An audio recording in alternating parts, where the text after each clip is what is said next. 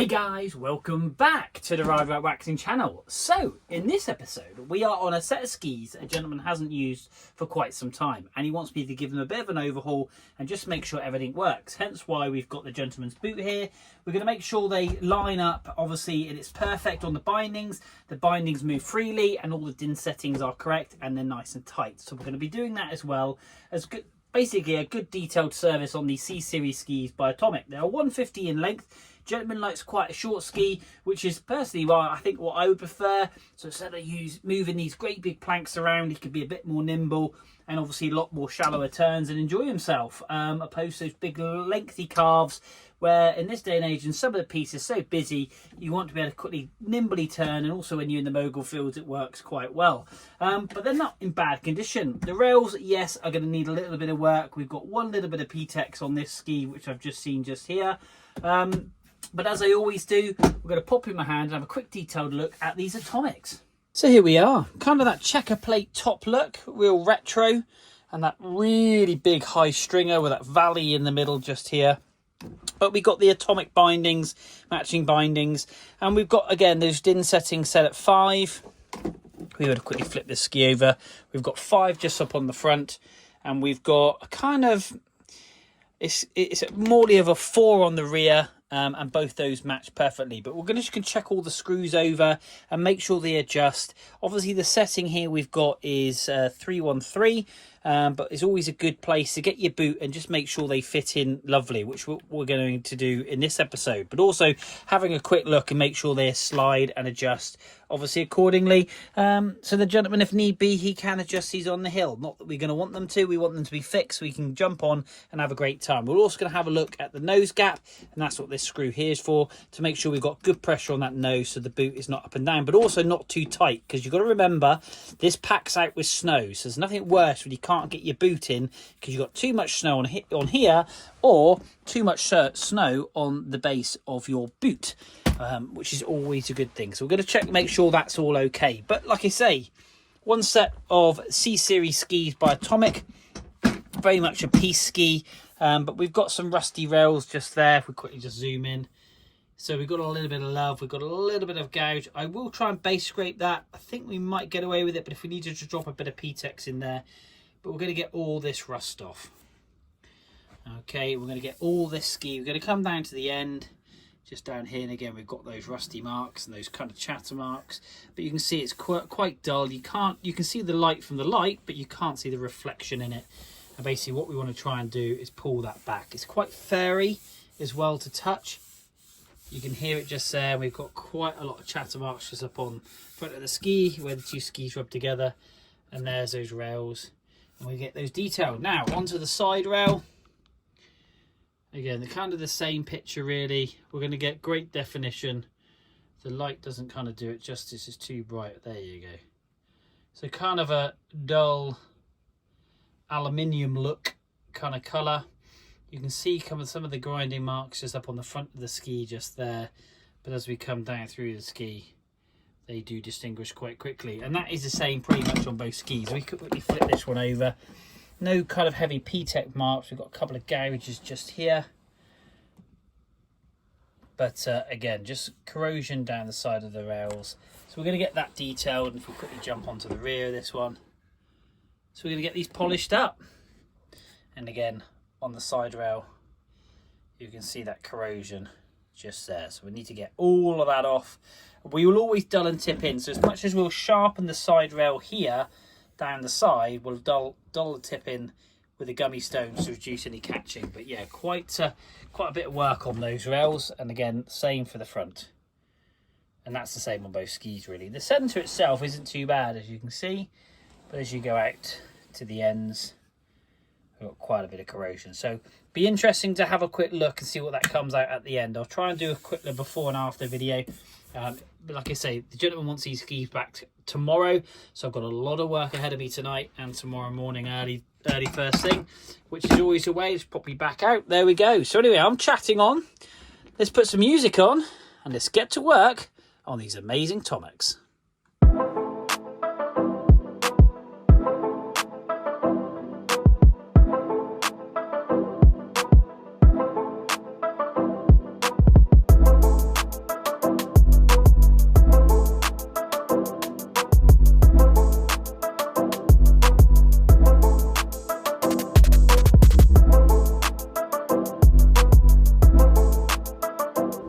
always a good point is to check your bindings. Now this is adjusted, I'm trying to think, my brain wasn't working straight away, but this adjusts from the front. So what you do with this binding is you squeeze the front in, just like so, and you twist this round, and then that can adjust the binding accordingly, but it adjusts both ends basically.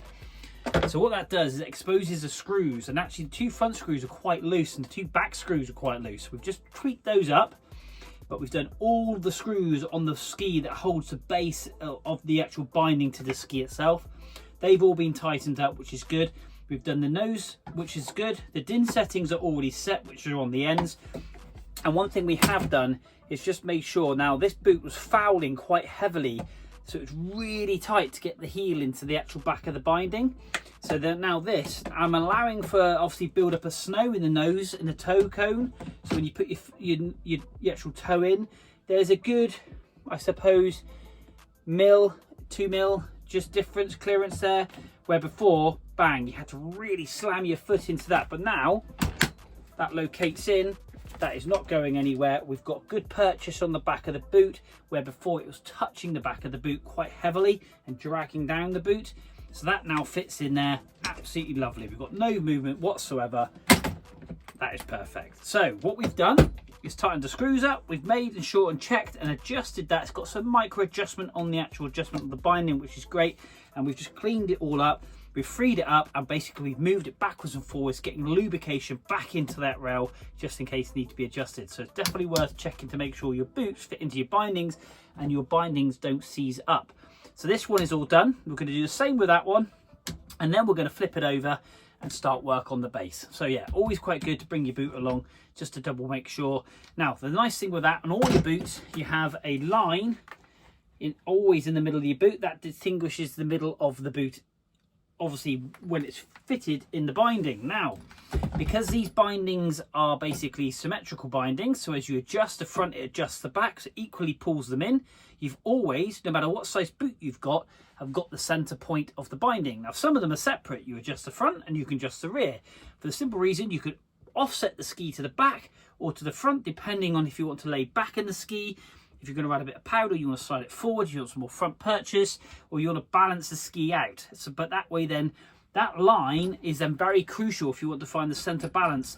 And normally on the binding, you'll have a line also, and that will always match up with the actual lining, or should I say the line on the boot, which is normally on the inside edge, which is just there. But because these bindings are kind of symmetrical bindings, they're only adjusted from the front, you'll always get, no matter what size boot, the center of the ski, if that makes sense. So that one's all done.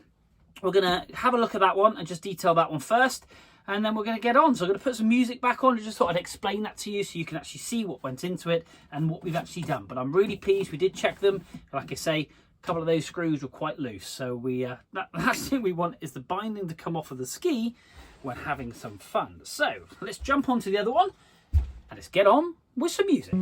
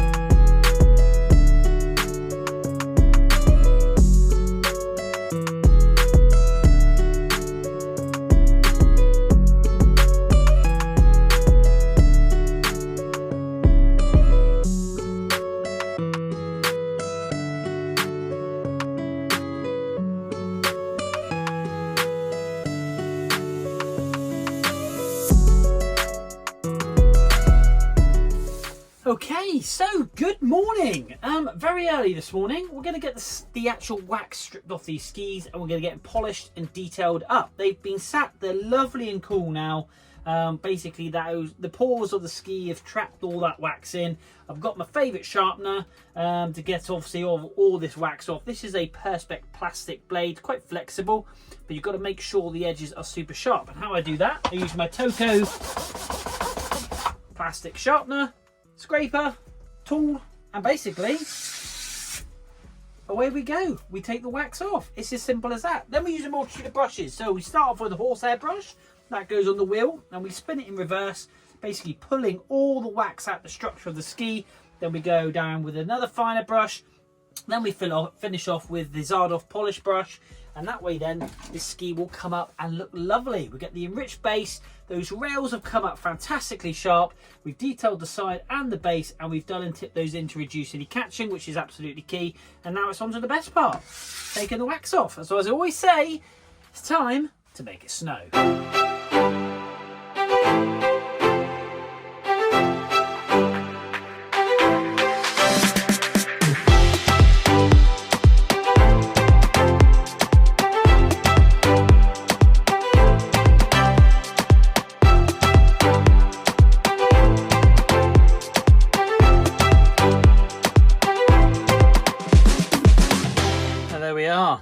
Quite a big difference, quite a transformation. We've got great shine, great definition in that base. We laid some P-Tex down on this ski. There was that big gouge. Kind of lost it now. But all these are very smooth and flat. They're all very superficial, obviously, without doing a full base sand. But the great thing is, we've got that edge. Let's just pop that on there, just being delicate with it. We've got a fantastic shiny edge now. No rust. All the way up to that nose. If you recall, try and pop it on the screen, the rust that was on the nose of that rail. There's still a little bit of wax residue just on there. But wow, what a difference. Those chatter marks at the top have all gone. Same applies to that ski down there. Great definition between the rails and the base. Really pleased with these. These have come up lovely, and you can see the reflection of the camera, my finger. It's just so much shine. And more importantly, the base material is super slick. It's super smooth, and yeah, these rails are absolutely on point. They are super sharp as well. Really pleased with this. So anyway, let's pop it back in the stand and let's close. So there we are, guys, a little bit of a close-up. These skis have come up so well. I'm so happy. The gentleman was really in two minds to think, shall I take them? And it's his favourite set of skis. He even brought his Sunset skis with him, which are in slightly better condition. But to be honest with you, if you're going to service them, the hard work goes into them. We've edged these, we've rail side sharpened these, we've dull and tipped them, we've waxed them, we've P-Tex this ski, but not that one. Just purely and simply because it had a few more gouges in it. And again, boom, it's come up lovely. We've got the boot, we've fitted it to the binding, but hopefully allowing for a bit of a snow build-up. So we know that that's tight, and they are tight because they were loose. The ski bindings were loose. So that was really important that we did actually have a look at that.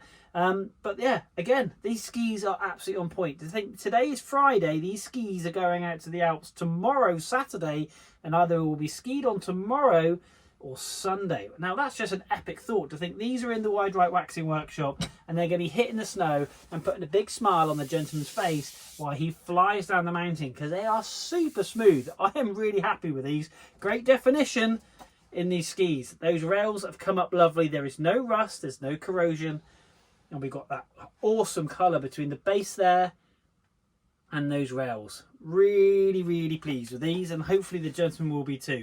A lot of hard work's gone into them, but do you know what? That's what I love to do. I love to put a smile on people's faces when they're ripping down the mountain. But don't forget, guys, boom, subscribe. Absolutely, go across the channel and hit subscribe, and also boom, like the channel. I need to get 100,000 because this TV is on its way out, because my last video it stopped working. And miraculously it's worked yesterday and last night and this morning, which I'm really happy. But again, another awesome set of skis. You can see the rails and base. Just hard work, determination, and a lot of love and care. So guys, that's another set done here in the Wide Right Waxing Workshop. But until next time, we will see you soon.